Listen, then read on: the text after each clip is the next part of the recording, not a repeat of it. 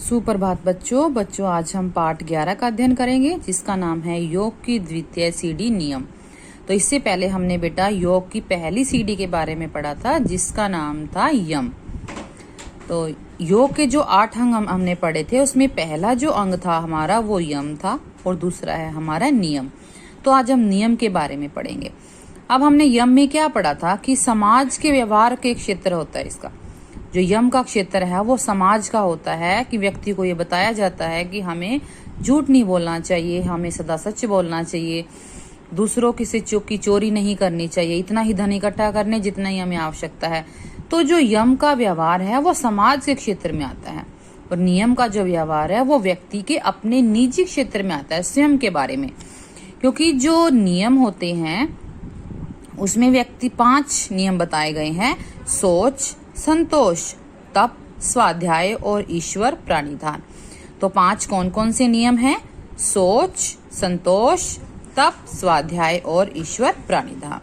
तो इस आज हम सबसे पहले पढ़ेंगे सोच क्या होती है। सोच होती है शुद्धि, स्वच्छता, शारीरिक मानसिक पवित्रता को सोच कहते हैं। जब हम शरीर से भी और मन से भी पवित्र होते हैं, स्वच्छ होते हैं, तो उसको सोच कहते हैं। जीवन को सुखी, स्वस्थ और आनंदमय बनाने के लिए पवित्रता की आवश्यकता है। पवित्रता को सफाई या ईमानदारी इन 2 भागों में बांट सकते हैं। सफाई का संबंध शरीर से, वस्त्रों से, घर और बाहर वातावरण से है और ईमानदारी का संबंध धन और मन से है। तो इसमें बताया गया है कि पवित्रता का संबंध सफाई और ईमानदारी 2 भागों में बांट सकते हैं। सफाई मतलब हमारे शरीर की, हमारे कपड़ों की, हमारे घर की, और ईमानदारी हमारे धन की, हमारे मन की। हमें धन और मन दोनों ही तरीके से ईमानदार होना चाहिए। ईमानदारी से धन कमाना चाहिए और हमारा मन भी जो है वो ईमानदार होना चाहिए। दूसरे को धन को देकर हमें लालच नहीं आना चाहिए। शरीर को स्वस्थ रखने के लिए उसे स्वच्छ रखना जरूरी है। इसके लिए प्रतिदिन पेट की सफाई, दातुन, स्नान आदि करके स्वच्छ वस्त्रों को धारण करना चाहिए। तो अगर हमें अपने शरीर को स्वस्थ रखना है, हेल्दी रखना है, तो हमें अपने डेली पेट की सफाई, हमें अपने दांतों को साफ करना चाहिए, हमें स्नान करना चाहिए और अच्छे साफ सुथरे वस्त्र को पहनना चाहिए। घर और बाहर को झाड़ू, बुहारी, पोछा, सफेदी आदि से स्वच्छ रखना चाहिए। तो हमें अपने घर को भी हमेशा साफ सुथरा रखना चाहिए। वातावरण की शुद्धि के लिए पुष्पों से पौधे, तुलसी, केले, नीम, पीपल आदि बड़े वृक्ष सहायक हैं। यज्ञ हवन वातावरण की शुद्धि का सर्वोत्तम साधन है। तो वातावरण की शुद्धि के लिए कुछ पौधे भी बताए गए हैं कि हमें तुलसी का, केले का, नीम का, पीपल का ऐसे पौधे लगा लेनी चाहिए जिससे कि हमारा वातावरण जो है वो शुद्ध रहता है। और हमें वातावरण की शुद्धि के लिए, अपने घर को शुद्ध रखने के लिए हवन भी करवाना जरूरी है। धन की शुद्धि का अभिप्राय यह है कि हमारी कमाई ईमानदारी की हो, चोरी, ठगी या लूटपाट की ना हो, खून पसीने की कमाई अर्थात हमारे परिश्रम की खुद की कमाई होनी चाहिए। ये है धन की शुद्धि। तो धन की शुद्धि का अर्थ क्या है कि जो भी हम पैसे कमाते हैं वो ईमानदारी के होने चाहिए। और मन की शुद्धि का अर्थ है कि हमारा जो मन है उसके अंदर से जो द्वेष है, जो ईर्ष्या है, जो अहंकार है, ये सभी हमारे मन के अंदर बुराइयां इकट्ठी हुई होती हैं कि हम दूसरों से जलन करते हैं या हमारे मन में लालच आ जाता है, दूसरों से वैर रखते हैं। इन भावों को अपने अंदर से हमें निकाल देना चाहिए और हमें दूसरे व्यक्ति से मित्रता करनी चाहिए, अच्छी भावना रखनी चाहिए उसके लिए और सबका सहयोग करना चाहिए। जब हमारे मन में ये भाव रहेंगे तो हमारा मन शुद्ध रहेगा। मनु महाराज ने इन सब पवित्रताओं में धन की पवित्रता को मुख्य माना है। तो हमारा दूसरा है संतोष। इसे पहले हमने सोच के बारे में पढ़ा, अब हम पढ़ते हैं संतोष के बारे में। पूरी तत्परता, पुरुषार्थ, प्रयत्न से किए हुए कर्म का जो फल प्राप्त हो उससे अधिक का लोभ न करना संतोष कहलाता है।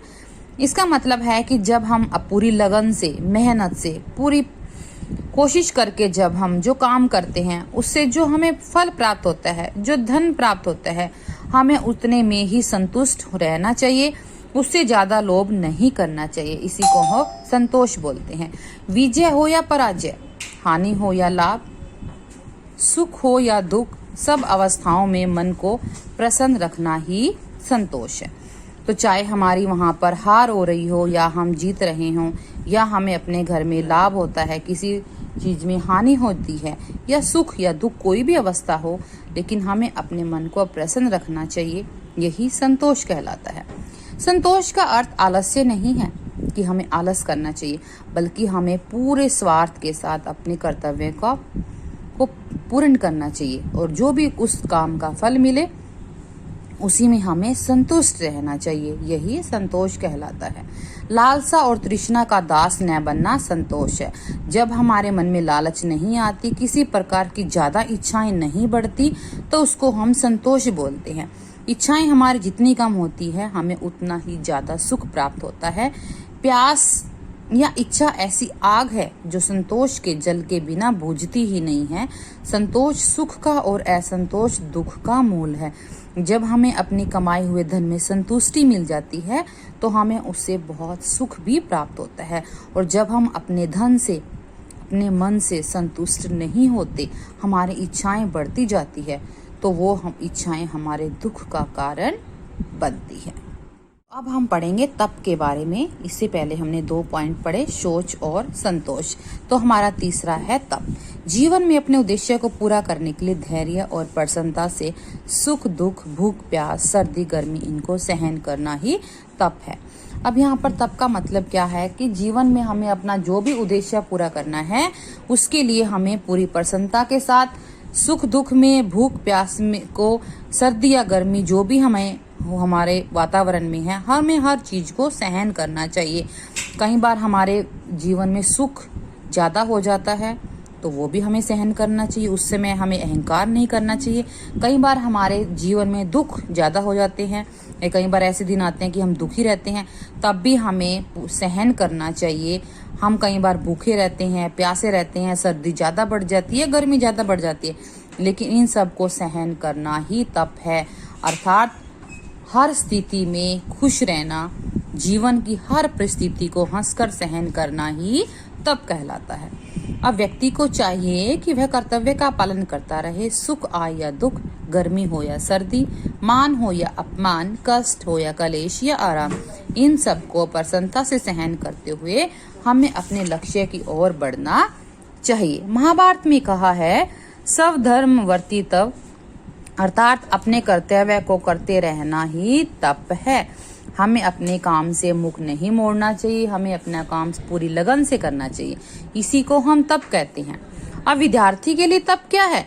उचित खाएं, उचित सोए, आलस्य में समय नष्ट ना करें, कम से कम समय में अधिक से अधिक विद्या ग्रहण करें। तो विद्यार्थी के लिए तप है कि वो अपना समय नष्ट ना करे, वो समय से सोए, समय पर उठे और आलस को त्याग कर अपनी विद्या ग्रहण करे। गृहस्थी का तप, अब जो गृहस्थी होता है, जिसने पूरा घर संभाल रखा है, उसके लिए तप क्या है कि वो अपने परिवार, अपने समाज और राष्ट्र की सेवाओं में समय बिताना या इस कार्य में कष्ट सहन करना ही है। कि हमें जो एक गृहस्थी को अपने का तप क्या है कि उसको अपने राष्ट्र की सेवा के लिए, अपने परिवार के लिए, अपने समाज के लिए निरंतर कार्य करते रहना है। और ब्राह्मण का तप क्या है कि उसको वेदों का अध्ययन करना है, उसको धर्म का प्रचार करना है। क्षत्रिय का तप क्या है कि उसके देश और समाज की रक्षा के लिए कष्ट सहन करना है। तो हर व्यक्ति के लिए तप होता है, हर व्यक्ति के लिए अलग अलग तप होता है। अब गीता में 3 प्रकार के तप बताए गए हैं, शरीर का, वाणी का, मन का। शरीर का तप क्या होता है कि हमें अच्छा भोजन करना चाहिए, भोजन करके हमें घूमना चाहिए। और वाणी का तप क्या है कि हमें हमेशा सच बोलना चाहिए, ऐसा बोलना चाहिए जो दूसरे को अच्छा लगे, मीठा बोल ले। और मन का तप क्या है? बुरे भावों, विचारों से मन को बचा कर रखें और उसे शुद्ध और पवित्र संकल्पों से भरपूर रखें।